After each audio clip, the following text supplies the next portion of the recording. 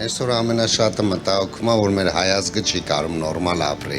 Սա հայազգը վարկերի տակ է, պարկերի տակ է, ոչ մի բան չեն կարող անել։ Մեր ջահելությունը գնալով երկրից գնում է 14-15% վարկ են տալիս։ Այդ մարդը վերցնի այդ վարկը ոնց է փակելու այդ վարկը։ Դրա ձևերը չենք կարող իմանանք։ Մտնում ես խանութներից առևտուր ես անում, այդ քո աշխատավարձը չի հերիքում այդ քո առևտրին։ Չես կարում դու գոյատևես այս երկրում, ինչ անենք, դուք ասեք, մենք անենք դա։ Հայաստանի բանկային համակարգի մաքուր շահույթը 2025 թվականին կազմել է շուրջ 421 միլիարդ դրամ, 16%-ով ավելի, քան նախորդ տարի։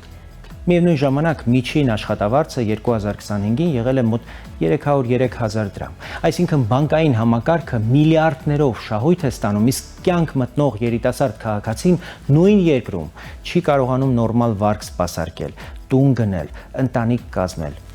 գործ սկսել։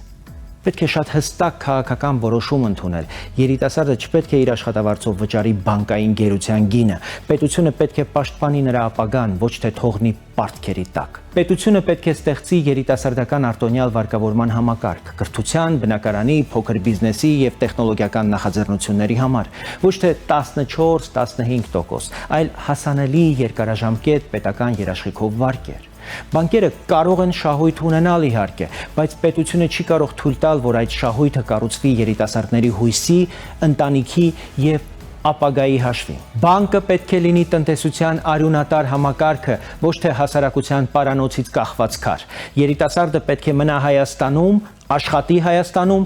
տուն կառուցի Հայաստանում, երեխա մեծացնի Հայաստանում եւ բիզնես ստեղծի Հայաստանում։ Դրա համար պետք է ցածր տոկոսով երիտասարդական վարկեր, անվճար բարձրագույն կրթություն, առաջին աշխատանքի պետական աջակցություն, ստարտափների եւ փոքր բիզնեսի հարկային արտոնություններ եւ բանկերի շահույթի մի մասը պետք է վերադարձվի տնտեսությանը որպես պետական պարտադիր քաղաքականություն։